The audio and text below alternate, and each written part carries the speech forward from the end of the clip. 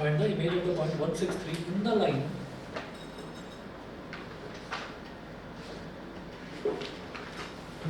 x upon 1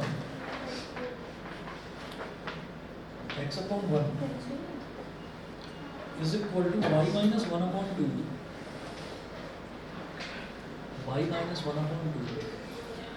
is equal to z minus 2 upon 3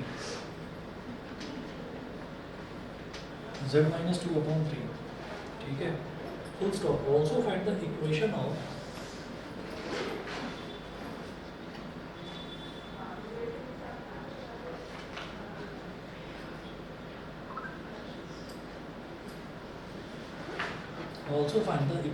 perpendicular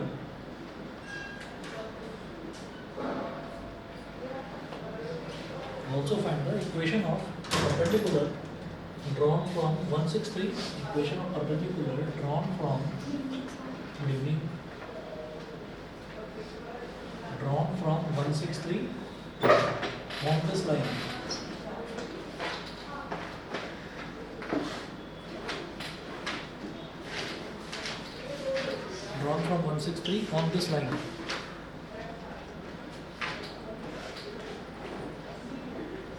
ठीक है। अब जरा देखिएगा क्वेश्चन क्या है। क्वेश्चन में ये बोल रहे हैं find the image of the point 163 in the line. तो जब इमेज निकालने की बात होती है तो इमेज किस तरह से निकलेगी, हमारे पास ये लाइन दे रखी है, देखिएगा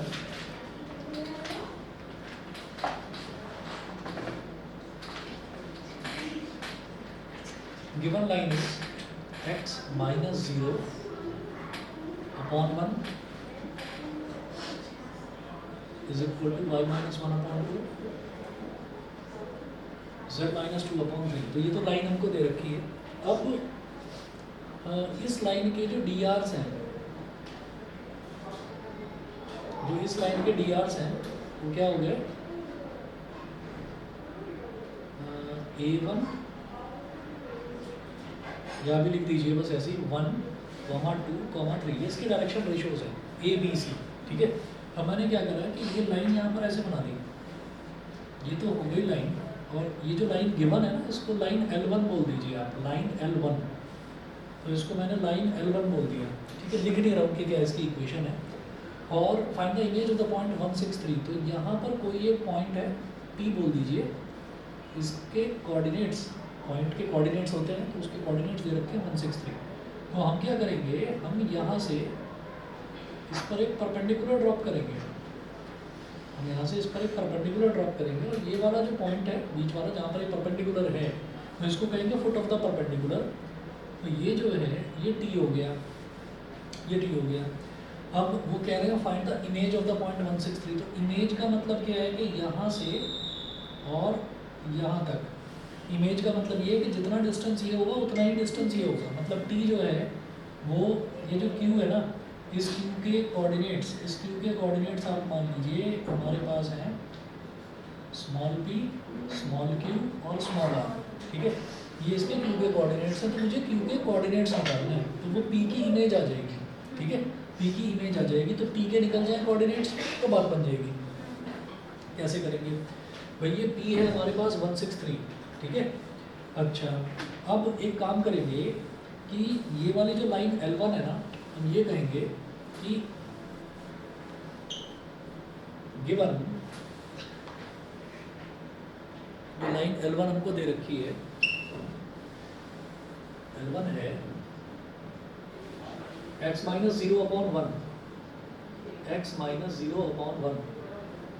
is equal to y minus 1 upon 2 is equal to z minus 2 upon 3 is equal to lambda से, ये हमने मान लिया कि लैम्बडा के इक्वल है। तो यहाँ से x, y और z की वैल्यू निकाल लीजिए। तो x की वैल्यू कैसे निकलेगी, x minus 0 upon 1 is equal to lambda, x is equal to हो गया लैम्बडा। y की वैल्यू क्या होगी, y minus 1 upon 2 is equal to lambda, तो y की वैल्यू क्या होगी 2 lambda plus 1। z minus 2 upon 3 is equal to lambda, तो z की वैल्यू क्या होगी 3 लैम्बडा प्लस 2। तो x, y और z इन तीनों की वैल्यू हमारे पास आ गई। ठीक है, x, y और z की वैल्यू हमारे पास आ गई। उसके बाद अभी क्या करना होगा कि ये जो x, y और z की वैल्यू आई है, इसका मतलब क्या है कि every point on line L1 लिखेंगे, एवरी पॉइंट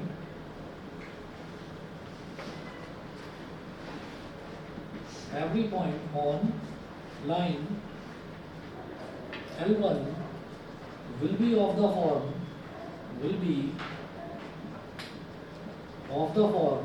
ब्रैकेट में लिख रहा हूँ मैं lambda comma 2 lambda plus 1 comma 3 lambda plus 2। तो every point on line L1 वो इस फॉर्म का होगा, क्योंकि इस लाइन की इक्वेशन से ही मैंने एक कांस्टेंट लैम्बडा माना है, ठीक है। तो every point will be of the form this, ये होगा तो लैम्बडा की कोई वैल्यू आएगी तो वो इसी रेशो में, मतलब जो भी ये रेशो है कि पहला जो एक्स कोऑर्डिनेट है अगर मान लो वो 1 है, मतलब लैम्बडा की वैल्यू अगर 1 है तो ये हो जाएगा 2 × 1 ये 3 हो जाएगा और ये हो जाएगा 5, ठीक है। तो इसी तरीके से लैम्बडा की वैल्यू अगर 2 है तो फिर ये कुछ और वैल्यू आ जाएगी। तो इसका मतलब वो सारे के सारे पॉइंट्स लैम्बडा वो इस फॉर्म के आएंगे, सारे के सारे पॉइंट्स। भाई एक लाइन पर कितने पॉइंट्स लाई करते हैं? इनफाइनाइट। अच्छा, और टी भी इसी लाइन L1 पर लाई कर रहा है। हम ये कहेंगे since T also lies on this line L1, तो T भी इस लाइन L1 पर ही लाई कर रहा है। तो अगर मैं PT वेक्टर निकाल लूँ, PT वेक्टर अगर मैं निकालूँ तो वो क्या हो जाएगा? 163। भाई T के जो कोऑर्डिनेट्स हैं, T के कोऑर्डिनेट्स यहाँ लिखेंगे हम lambda 2 lambda plus 1 comma 3 lambda plus 2, ये हमने लिख दिया। तो अब मैं क्या करूँगा कि अब मैं PT वेक्टर निकालूंगा, तो PT वेक्टर जो निकालूंगा तो उसमें लैम्बडा माइनस 1 आ जाएगा, तो मैं लिखूंगा drs, मैं लिखूंगा drs ऑफ PT वेक्टर। तो drs लिखें, डायरेक्शन रेशियोज लिखें। ऐसा क्यों लिख रहा हूँ मैं, बस आपको 1 मिनट में समझ में आ जाएगा। डायरेक्शन रेशियो, मान लीजिए मुझे PT वेक्टर निकालना है तो कैसे निकालूंगा? t माइनस पी करके, तो लैम्बडा माइनस 1 आई कैप, 2 लैम्बडा प्लस 1 माइनस 6 जे कैप, 3 लैम्बडा प्लस 2 माइनस 3 के कैप। ऐसे करेंगे तो सीधा आई कैप जे कैप के कैप के साथ जो मल्टीप्लाई होती हैं, जो कोफिशिएंट्स होते हैं उनके, उन्हीं को डायरेक्शन रेशियो बोलते हैं। तो लैम्बडा माइनस 1 पहला डायरेक्शन रेशियो क्या आ जाएगा? लैम्बडा माइनस 1 कॉमा दूसरा क्या आएगा? 2 लैम्बडा प्लस 1 माइनस 6, तो 2 लैम्बडा प्लस 1 माइनस 6। तीसरा क्या आएगा? 3 lambda plus 2 minus 3 lambda plus 2 minus 3। ये क्या आ गया? लैम्बडा माइनस 1 कॉमा 1 माइनस 6 कितना हो गया? 5, तो 2 lambda minus 5 comma 3 lambda minus 1। तो भाई ये जो है ना, ये हमारे पास आ गए direction ratios of PT vector. तो PT वेक्टर भी तो एक लाइन है, उसके डायरेक्शन रेशियो आ गए। जो लाइन L1 है उसके डायरेक्शन रेशियो मेरे पास है ही 1, 2 और 3, जो एक नीचे लिखे रहते हैं ना कार्टेशियन फॉर्म में, वो उसके डायरेक्शन रेशियो होते हैं। तो हम ये कहेंगे since PT is perpendicular on L1, PT जो है वो लाइन L1 पर परपेंडिकुलर है, तो परपेंडिकुलर जब वो होगी तो उन दोनों के डायरेक्शन रेशियो का multiplication A1 A2 plus B1 B2 plus C1 C2 is equal to 0 होगा, ठीक है। So A1 A2 plus B1 B2 plus C1 C2 is equal to 0। तो भाई ये जो डायरेक्शन रेशियो पहली वाली लाइन के है, ये A1 है और ये A2 है, तो 1 into lambda minus 1 plus B1 B2, तो B1 B2 क्या हो जाएगा? B1 है 2 और B2 कितना है? 2 लैम्बडा माइनस 5, तो 2 into 2 lambda minus 5 plus C1 C2, तो 3 इंटू 3 लैम्बडा माइनस 1, तो 3 into 3 lambda minus 1 is equal to 0। इससे क्या फ़ायदा होगा? मुझे लैम्बडा की वैल्यू पता चल जाएगी, तो T के कोऑर्डिनेट्स आ जाएंगे मेरे पास। तो ये हो गया लैम्बडा माइनस 1 प्लस 2 2 ज़ा 4 lambda 2 into minus 5 minus 10 plus 3 3 ज़ा 9 lambda minus 3 is equal to 0। इतना हो गया। ये करने के बाद में फिर हम ये कहेंगे lambda plus 4 lambda 5 lambda 5 लैम्बा plus 9 lambda is 14 lambda, 14 lambda minus 1 minus 10 minus 11 और माइनस 14 इज इक्वल टू 0। तो यहाँ से मेरे पास लैम्बडा की वैल्यू सीधा सीधा लिख लूँ 1 आ गई, 14 लैम्बडा इज इक्वल टू 14 हो जाएगा, तो लैम्बडा की वैल्यू 1 आ गई, लैम्बडा की वैल्यू 1 आ गई। Therefore coordinates of T, coordinates of T ये क्या हो जाएगा? T के कोऑर्डिनेट्स हमारे पास थे lambda 2 lambda plus 1 3 lambda plus 2, lambda 2 lambda plus 1 और 3 लैम्बडा प्लस 2, तो लैम्बडा की जगह अगर 1 डालेंगे तो क्या हो जाएगा 1, 3 और 5। ये तो टी के कोऑर्डिनेट्स आ गए। अब उसके बाद वो पूछ रहे हैं कि इन्होंने पूछा कि आपको इसकी इमेज निकालनी है। तो एक चीज़ तो मेरे को समझ में आती है ना कि इमेज का मतलब ये है कि ये वाली लाइन को प्लेन मिरर की तरह एज्यूम करिए और जितना डिस्टेंस ये होगा उतना ही डिस्टेंस ये होगा, ठीक है। तो हम ये कहेंगे for finding the image of point P, for finding the image of point P, let us use midpoint formula. Let us use midpoint formula. Midpoint formula क्या है कि 1 प्लस पी अपॉन 2, मतलब इसका P और Q का midpoint T के coordinates के बराबर होगा क्योंकि T बीच में लाई कर रहा है, मिडपॉइंट है। तो 1 plus P upon 2, 1 plus P upon 2, comma 6 plus Q upon 2, 6 plus Q upon 2, comma 3 plus R upon 2, 3 plus R upon 2 is equal to T के कोऑर्डिनेट्स। टी के कोऑर्डिनेट्स क्या है 135, 135। तो 1 plus P upon 2 is equal to 1 आ गया, 1 plus P upon 2 is equal to 1, 6 plus Q upon 2 is equal to 3, 3 plus R upon 2 is equal to 5, ठीक है। अब ये 2 इधर चला जाएगा, p की वैल्यू 2 1 जा 2, 2 माइनस 1 1, तो p की वैल्यू आ गई 1। फिर ये 2 इधर मल्टीप्लाई हो जाएगा, 2 2 जा 6, 6 माइनस 6, q की वैल्यू कितनी आ गई 0। फिर ये 2 इधर चला जाएगा, 2 5 जा 10, 10 माइनस 3 is 7, तो r इज इक्वल टू 7, ठीक है। तो इमेज क्या हो गई 107। इमेज तो ये हो गई जो सबसे पहले उन्होंने पूछा, इमेज तो हो गई 107। उसके बाद वो बोल रहे हैं also find the equation of the perpendicular drawn from 163 on this line. मुझे ये जो लाइन हमने ड्रॉ करी है, जो परपेंडिकुलर ड्रॉ करा है, मुझे इसकी इक्वेशन और निकालनी है। तो इक्वेशन कैसे निकालेंगे, हमारे पास 2 पॉइंट्स दे रखे हैं, निकाल लेंगे इक्वेशन। ये मिटा रहा हूँ यहाँ से, ये वाला पोर्शन मिटा रहा हूँ। तो इक्वेशन कैसे निकलेगी, जब 2 पॉइंट्स दे रखे होते हैं तो लाइन की इक्वेशन, अच्छा इन्होंने कुछ नहीं बोला कि वेक्टर फॉर्म या कार्टेशियन फॉर्म। सर हाँ जी बोलिए। सर हम परपेंडिकुलर की इक्वेशन t तक निकालेंगे या q तक? जो आपका मन करे, आप अगर p और q लेकर निकाल लो तो भी ठीक आएगी, आप p और t लेकर निकाल लो तो भी ठीक आएगी, दोनों सेम है। ठीक है, दोनों तरीके से सेम आनी है इक्वेशन। ऐसा हो सकता है कि एक में कॉमन लो तो एक में कॉमन 2 लैम्बडा आ जाए और एक में कॉमन लैम्बडा आ जाए, उससे कोई फर्क नहीं पड़ता, कांस्टेंट है वो, ठीक है। तो हम ये कहेंगे equation of P Q, equation of P Q ये क्या हो जाएगा, R vector is equal to, एक पॉइंट तो ये हो गया 163, तो इसको क्या बोलेंगे 1 i cap plus 6 j cap plus 3 k cap, तो ये हो गया प्लस, अब लैम्बडा क्योंकि मैं ले चुका था यहाँ पर, एक कांस्टेंट ले चुका था, अब म्यू बोल दो, तो म्यू और फिर ब्रैकेट में क्या लिखेंगे, ब्रैकेट में p माइनस 1 क्या होता है x2 minus x1 i cap plus y2 minus y1 j cap, तो p minus 1 i cap plus q minus 6 j cap और plus r minus 3 k cap, r minus 3 k cap, bracket close.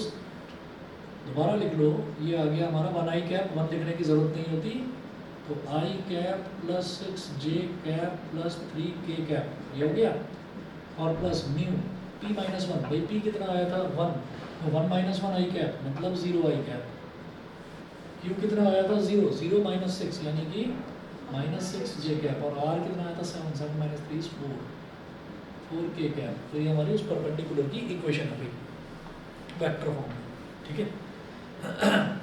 ये करने के बाद में अगला देखते हैं जरा, अगला देखेंगे, सर ये क्वेश्चंस कहाँ से करा रहे हैं? ये इनके डाउट्स हैं, हर्षिता के श्रीजा के, इनका कल एग्जाम है ना।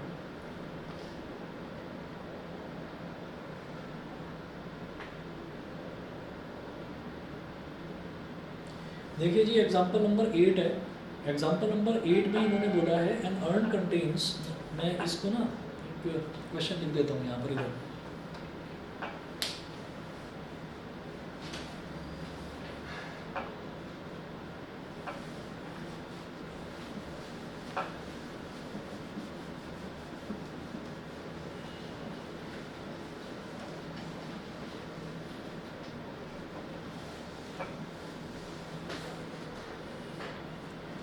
हाँ जी, ये क्वेश्चन नोट करिएगा। An urn contains 10 black and 5 white balls.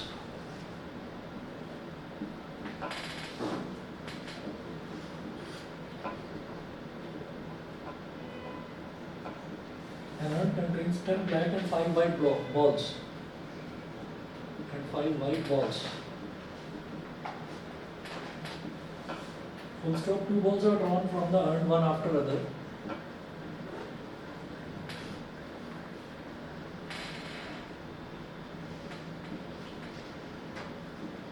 Two balls are drawn from the urn.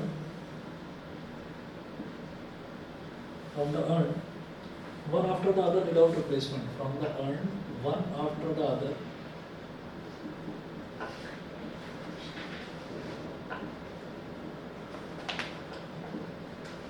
Without replacement.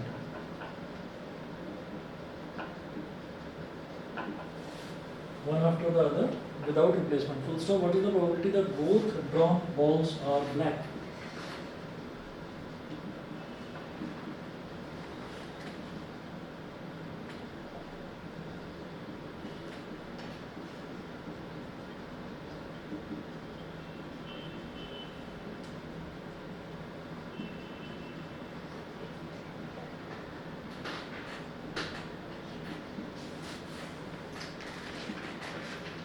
What is the probability that both drawn balls are black?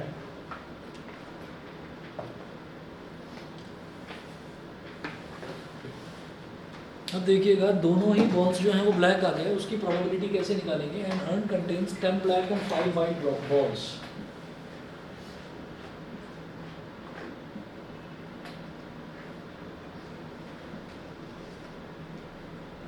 एक अर्न में 10 ब्लैक हैं और 5 वाइट बॉल्स हैं।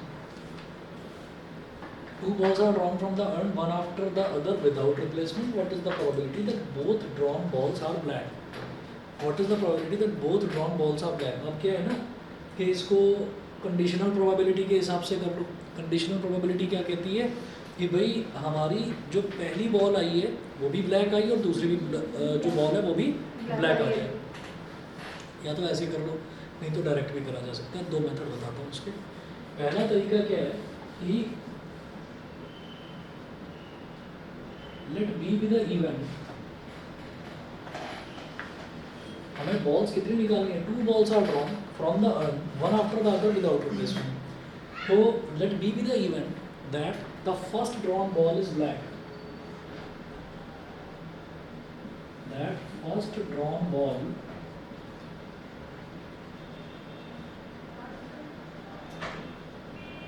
Is black.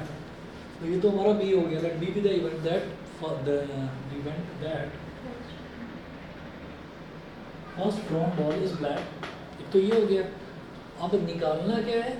हम ये कहेंगे कि and A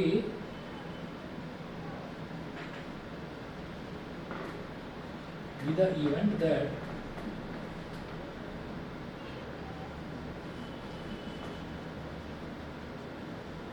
second drawn ball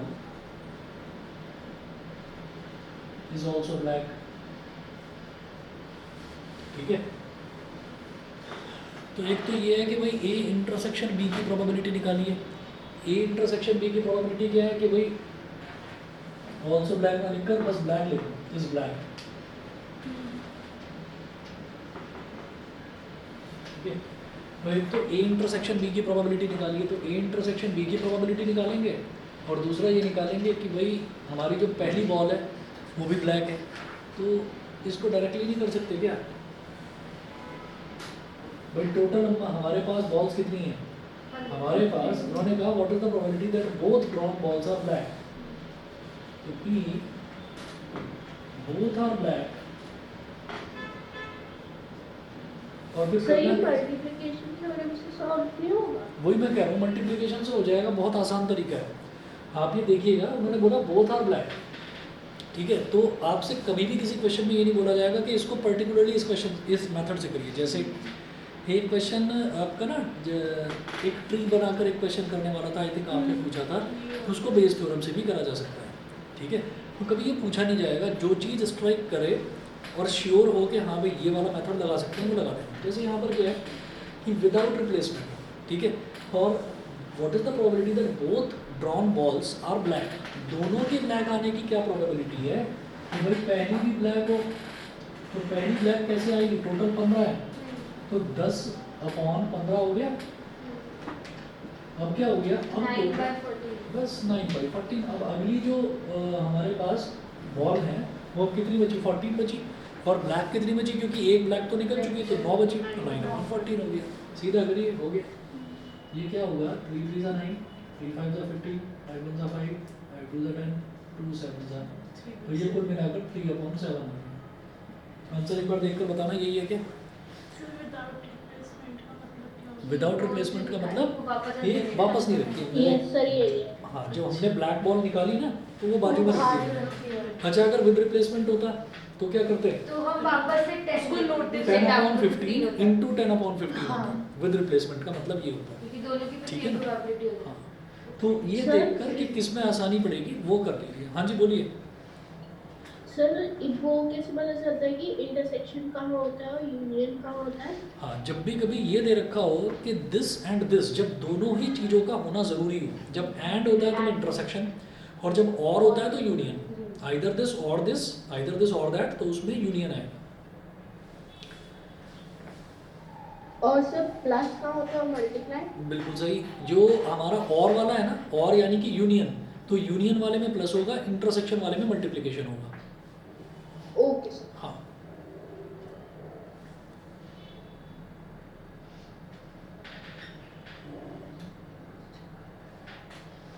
Harshita ये 3 फोटो भेजी है तुमने, एक एग्जांपल।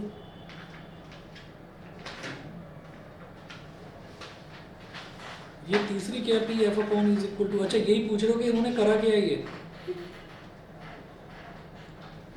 मेरी आवाज आ रही है? मुझे समझ गई, आंसर ही था वो। अच्छा ठीक है, चलिए जी ये हो गया। उसके बाद तुम कौन सा बोल रहे हो, लक्ष्य? लक्ष्य है नहीं अभी? लक्ष्य कौन सा क्वेश्चन बता रहे थे भाई? एनसीईआरटी है अभी किसी के पास, वॉल्यूम 2?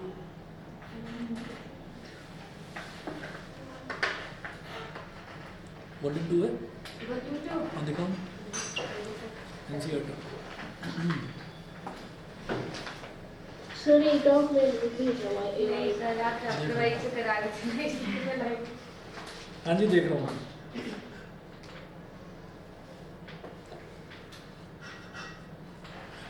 ये 32 कह रहे हो क्या?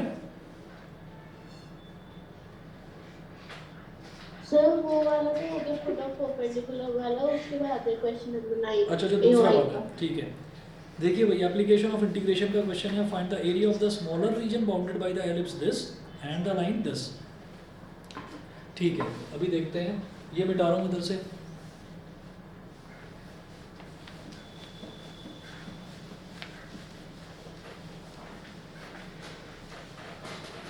अच्छा, ये जो मैंने अभी करवाया ना, पुट अप द परपेंडिकुलर, इस क्वेश्चन को ना, इस क्वेश्चन के स्टेप्स ना रट डालना, क्योंकि ये क्वेश्चन बहुत इंपॉर्टेंट है, ज़रूर आएगा। पहले पता है क्या होता था कि एक लाइन है और वो लाइन जो है वो एक प्लेन पर परपेंडिकुलर की तरह जाकर गिर रही है, तो पहले वो लाइन और प्लेन वाला क्वेश्चन बहुत आता था। प्लेन हटा दिया है तो लाइन पर ही लाइन गिरेगी और परपेंडिकुलरली गिरेगी, तो फुट ऑफ द परपेंडिकुलर और इमेज निकालने का बहुत पूछा जाता है।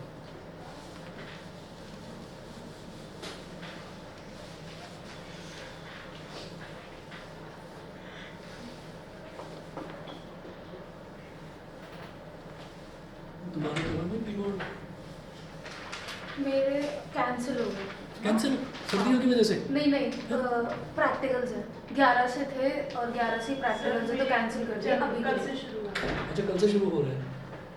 मैथ की डेट याद सर मेरे स्कूल में चल तो रहे हैं प्री बोर्ड, पर हमारी क्लास में कुछ 5 बच्चे हैं जिनमें मैं भी हूँ, उनके नहीं हुए। हमें क्लासेस दे रहे हैं ये लोग, हमें सारा टॉपर बनाएंगे ये 5 दिन पढ़ा के, पेपर हमसे छुड़वा के।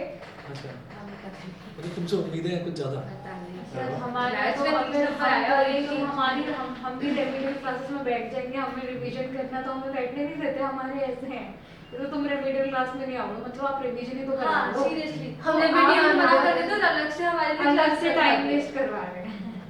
हमें बोल दिया घर पे बैठो, तुम लोगों को स्कूल आने की कोई जरूरत नहीं है। बहुत बढ़िया, रिमोट चैनल ऐसा कहाँ ही है हमें भी आपके? चाहिए। ये तो बहुत अच्छा है। स्कूल मेरा क्या है? सर मुझे बस एक क्वेश्चन पूछना था, मैथ्स का प्रैक्टिकल नहीं होता? नहीं मैथ्स और इंग्लिश का नहीं होता, वो तो इंग्लिश का भी होता है ना, बट इंग्लिश का भी है। मैथ्स अच्छा, एक बार ये क्वेश्चन देखिए, find the area of the smaller region. सब फेल हो जाएंगे, इनको अच्छा नहीं लगेगा।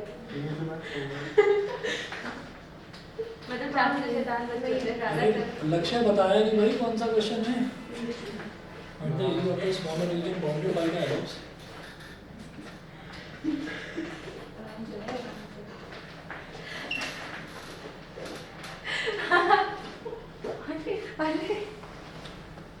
नहीं, जिसका प्री बोर्ड नहीं होता वो ऐसे ही पूछता है, ठीक है ना।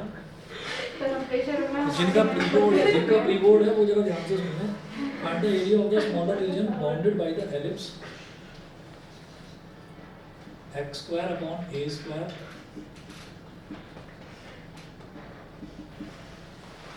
क्या हो गया? तुम क्यों हंस रही हो कि मेरा क्या होगा? ये अपने बारे में सोच कर हंस रही है, मेरा क्या होगा? वो तो पता है क्या होगा। And the line x upon a plus y upon b is equal to 1, ठीक है।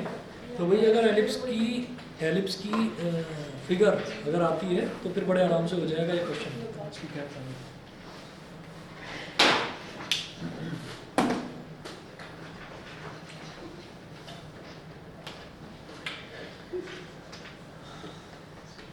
भगवान पर भरोसा रखो, सब ठीक है।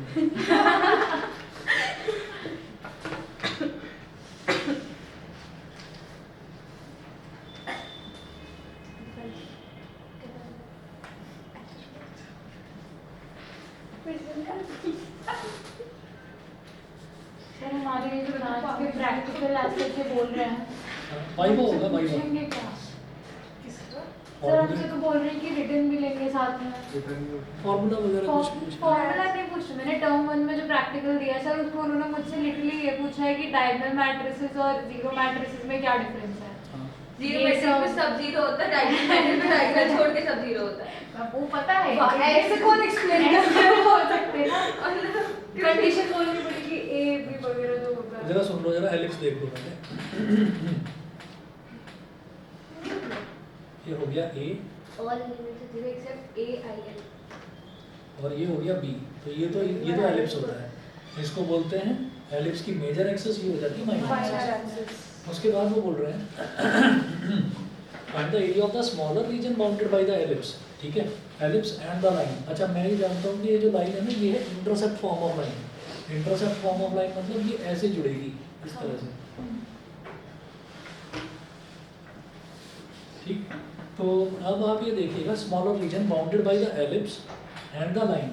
तो क्या है कि भाई ये वाली लाइन इधर ही बनेगी और तो कहीं बनेगी नहीं। पी लो पहले उसको आराम से, निकल जाएगा वो। तो स्मॉलर रीजन तो ये हो गया ना, कैसे? रीजन तो ये हो गया। तो इसका मतलब क्या है कि ये जो एलिप्स की इक्वेशन है, इसके नीचे वाला एरिया निकाल और लो लाइन के नीचे वाला एरिया और लाइन के नीचे वाला माइनस निकाल लो, सब्ट्रैक्ट कर दो। अब कोऑर्डिनेट्स कहाँ से कहाँ तक लेने हैं? जीरो से है। हाँ, तो ये तो हो गया 0 0 और ये वाला क्या हो गया a, 0, ठीक है। तो ये हमारे पास एलिप्स है, साफ दिखाई दे रहा है भाई, एलिप्स ऊपर आएगा और लाइन जो है वो नीचे आएगी। तो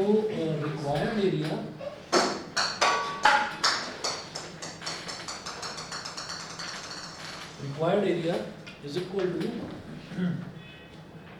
integration y ellipse y sir ellipse. आपको क्रिकेट का नहीं होता है? हाँ, आपको क्रिकेट का नहीं वो हर होता? वक्त आता रहता है। सर भी लाइक बुलाते हैं मगर जाने का नहीं।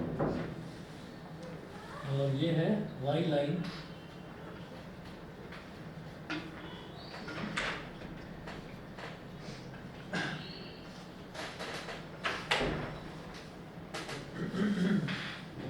पता नहीं है, ये नहीं होता 1 बजे भी आता है रात में है ना, जब हमारी एनर्जी बिल्कुल ख़त्म हो जाती है तब इसकी एनर्जी फुल होती है कि बस हमें खेलना मेरे को, वो भी यही टाइम है बस। सर पूरे दिन आप भी बिजी होते हो तो उसको तो बस उसको ये है कि अब ये प्राणी अब दिखाई दे रहा है ना, अब मेरी बारी है, बस, अब मैंने जाना। चलिए वाई एलिप्स, अब ये कहाँ से कहाँ तक होगा, 0 से a तक, क्योंकि एलिप्स भी 0 से a तक जा रहा है और लाइन भी 0 से a तक जा रही है। लेकिन जब वाई एलिप्स की बात करेंगे तो एलिप्स में से एलिप्स की वाई की वैल्यू निकालनी है मेरे को। तो वाई कैसे निकलेगा, आप ये देखिए y square upon b square is equal to 1 minus x square upon a square.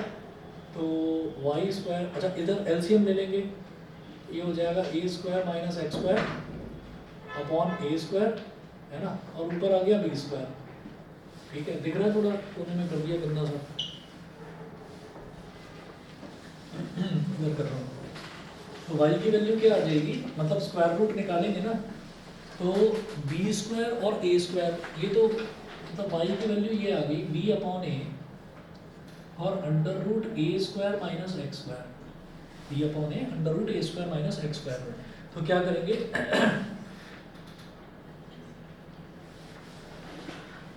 तो अब सिंपली इंटीग्रेट करना है। ऐसे ही अगर इधर देखेंगे तो इधर क्या होगा, y upon B is equal to 1 minus x upon a, तो y is equal to b into A minus x upon a, तो ये हो गया। ठीक, तो अब आप ये देखिएगा कि अब जब इसको इंटीग्रेट करने लगेंगे ना y को, तो ये हमारे पास ना ऐसे आएगा integration 0 to a b upon a under root A square minus x square D X minus integration 0 to a b upon a into A minus X D X. देखिए ये तो इंटीग्रेट हो जाएगा सिंपली, a का क्या हो जाएगा ax, x का क्या हो जाएगा x square by 2, upper limit a lower limit 0 वो डाल देंगे। ये कैसे होगा, अंडर रूट ए स्क्वायर माइनस एक्स स्क्वायर, याद है कि नहीं? सर हाँ जी बोलिए।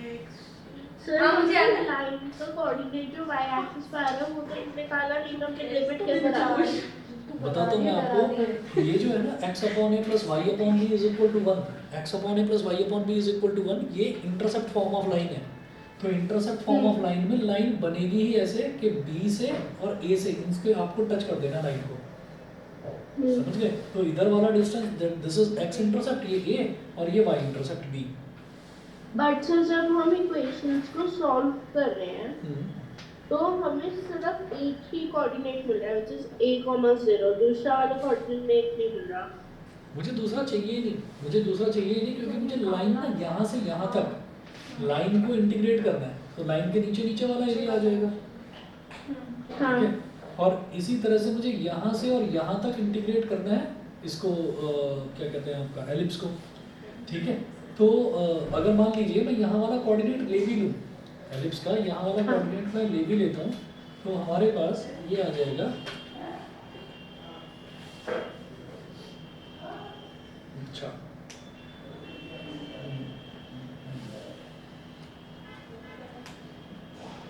0, b, सर मैं ये लेना क्यों है?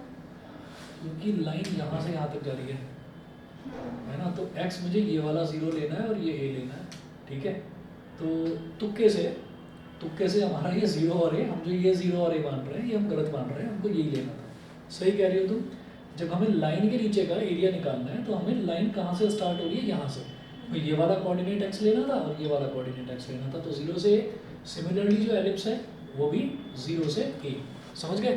तो फिर सर इसका लिमिट तो 0, अच्छा हाँ दोनों में 0 दोनों से में जो हमारा x बट वाला सर है, जब ये तो जैसे हमें पता था कि इंटरसेक्टिंग लाइन होगा तो आ गया, हाँ। बट अगर हम इन दोनों इक्वेशंस को सॉल्व करके निकालें तो भी तो हमें 2 पॉइंट्स मिलने चाहिए, बिल्कुल मिलने चाहिए।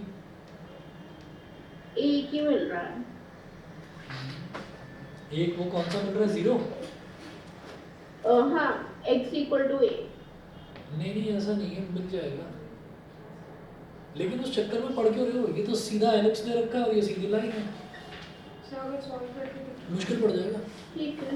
मुश्किल पड़ेगा इसलिए, क्योंकि x square upon a square मतलब अगर इसका मान लो मैं होल स्क्वायर भी करूँ ना तो x square upon a square plus y square upon b square मिल गया है ना, उसकी जगह मैं रख दूंगा 1 के इक्वल है, ठीक है, मुश्किल पड़ेगा, रहने दो।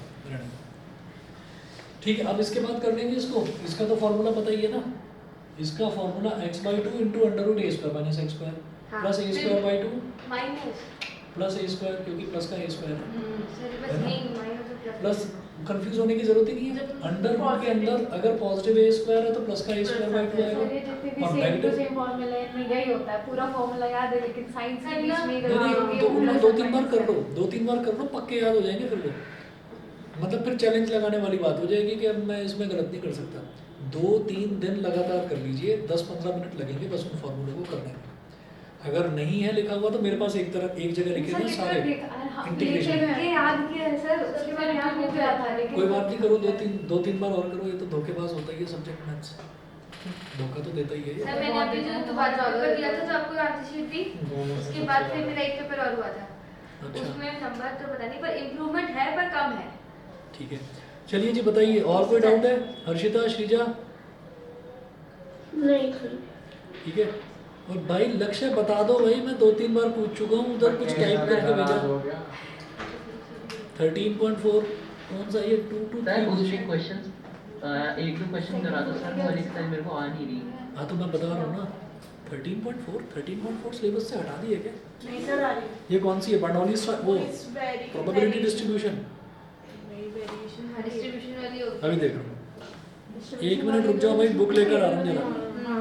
मीन वाली जो थी, मीन वाली। कौन सा चैप्टर? हर्षिता, श्रीजा, अगर कोई डाउट्स नहीं है तो मीटिंग लीव कर सकते हो, कोई दिक्कत नहीं है। मैं जरा प्रोबेबिलिटी डिस्ट्रीब्यूशन के 1-2 क्वेश्चन करा रहा हूँ, आपकी मर्जी है। सर बुक ला रहे हैं। सर फिर चला रहा हूँ हाँ चला रहा हूँ सर में ज़्यादा दोबारा मेरा क्या काम बताया? सर क्या प्रेगनेंसी क्या बाहर घूम रहे होगा, नीचे ठंड लग नहीं सर स्कूल से आने आना तो स्कूल से डायरेक्ट आ कुछ पहना भी नहीं है तो मुझे ठंड तो लगी जाएगी। है सर पहना तो है।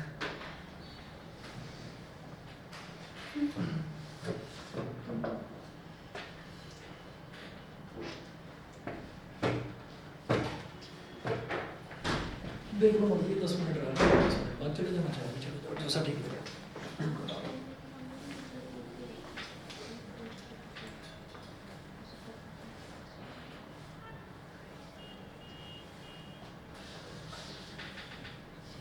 सर एक वेक्टर चैप्टर में मिसलेनियस एग्जांपल का एग्जांपल है फॉर 26। बताता हूँ, पहले इसको देख लो जिसका कल पेपर है। हाँ सर आप वो बता दीजिए, फिर मैं आपको फोटो भेज दूँगी जिससे मुझे भी याद रहेगा और आपको याद रहेगा। ठीक है,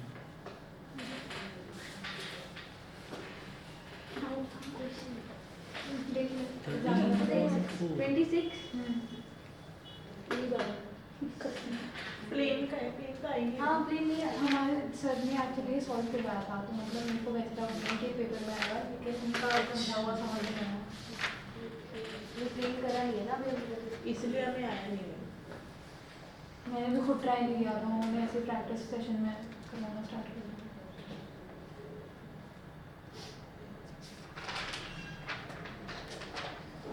क्वेश्चन नंबर 6 देखिए, 13.4 का क्वेश्चन नंबर 6 आया, 1 मिनट।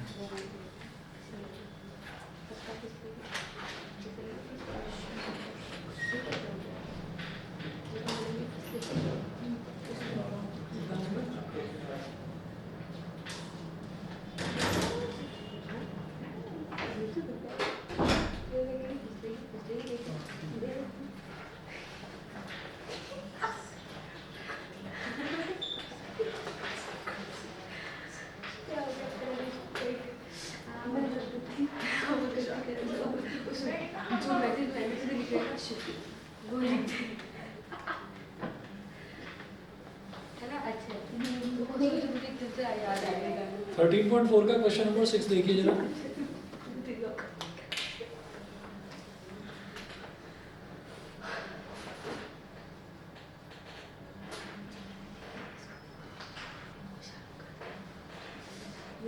हाँ जी, क्वेश्चन नंबर 6 है इसका। From a lot of 30 bulbs which include 6 defectives, a sample of 4 bulbs is drawn at random with replacement. A sample of 4 bulbs is drawn at random with replacement. Find the probability distribution of the number of defective bulbs from a lot of 30 bulbs. तो हमारे पास total 30 bulbs हैं, which include 6 defective bulbs. उसके अंदर 6 defective bulbs हैं. A sample of 4 bulbs is drawn at random with replacement. तो with replacement का मतलब निकाला, देखा कि defective है, वापस रख दिया उसी के अंदर. तो a sample of 4 bulbs is drawn at random with replacement. Find the probability distribution of the number of defective bulbs. तो जिसका probability distribution पूछा जाए उसी को random variable मान लो, ठीक है. तो हम ये कहेंगे, हम कह रहे हैं find the probability distribution of defective bulbs. तो यहाँ ये कहेंगे let x be the random variable